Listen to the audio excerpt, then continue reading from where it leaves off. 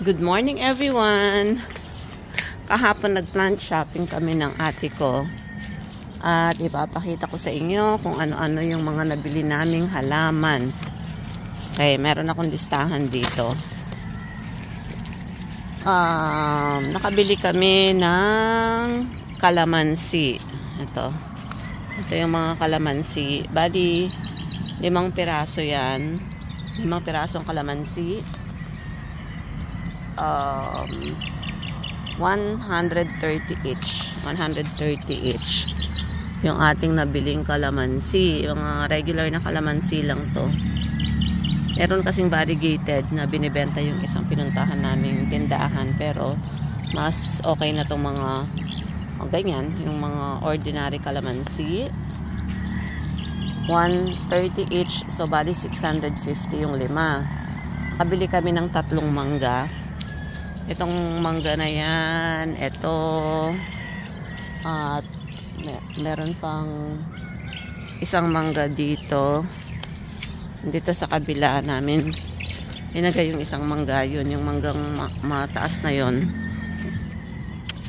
Bali itong 2 mangga na to, nasa tig pa 500 pesos. So dalawa 1,000. Yung isang matangkad or yung mataas na mangga is 300 pesos. So nakabili din si ate ng lansones.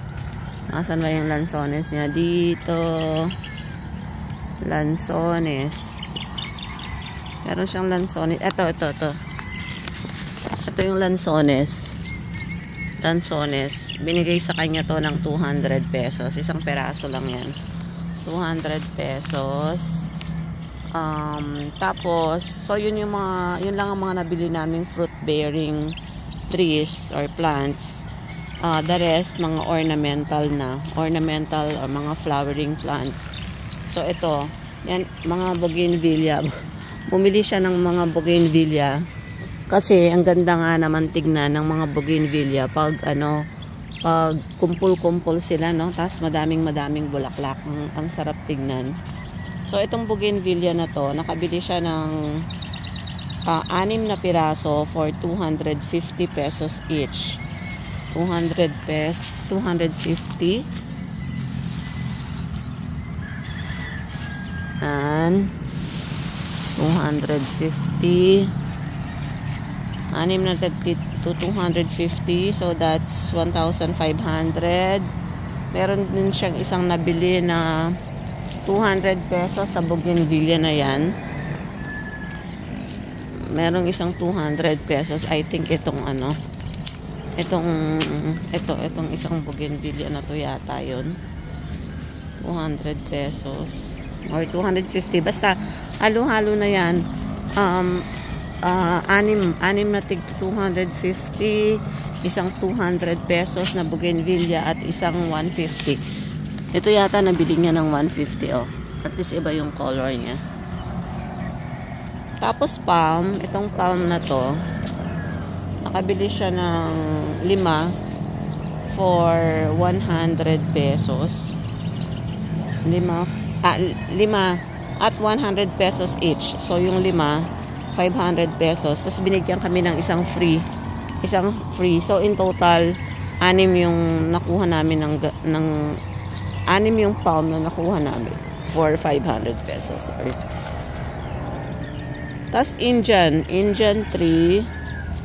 Ito, if I remember correctly, ang sabi niya sa akin, 75 each kasi medyo maliit pa. Kasi yung mas malalaki niyan, binibenta nila ng 200 or 250. So sabi ko yung maliliit na lang since medyo established naman na. Yan, from 75 pesos, binigay sa akin ng 50 pesos each. So, kumuha kami ng 6. So, 300 pesos yung Indian tree. Maganda yan pag tumaas. Para siyang pine tree. Basta maganda pag mataas na siya. Tapos, isang orchids. Wala lang yung orchids dito dahil naiuwi na ng aking ate yung orchids sa bahay nila. Nakabili siya ng isang orchids, 200 pesos bigay. So, in total, itong nabili namin ng mga plants kahapon ay ito pa yung mga iba. Ayan. Ayan, ayan. Ay nagkakahalaga ng 5,000 pesos. Umabot din pala ng 5,000 pesos. Hiniwalay lang namin dito sa side na to, yung sa amin ni Daddy June. Yan yung mga sa amin. At yung iba, yan, at saka yung manggang yun, yung manggang mataas, sa amin yun ni Daddy June. Mostly bigay ng ate ko. And itong mga to naman kay ate.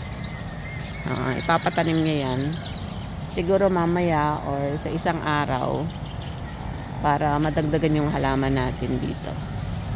So ayan, gusto ko lang i-share sa inyo kung ano-ano ang mga nabili namin dun sa 5,000 pesos. Kung masipag kang mag-propagate, later on mapaparami tong itong mga bougainvillea natin through propagation. Ganyan. So, since medyo nag-uumpisa pa lang tayong magtanim-tanim dito sa bukid ng mga gantong halaman, yun, bumibili-bili talaga muna kami ng seedlings para later on siguro in 2-3 years time malaki na itong mga puno natin dito. So there you go everyone. Thank you for tuning in to Mommy V's Garden and have a blessed morning. Have a blessed day.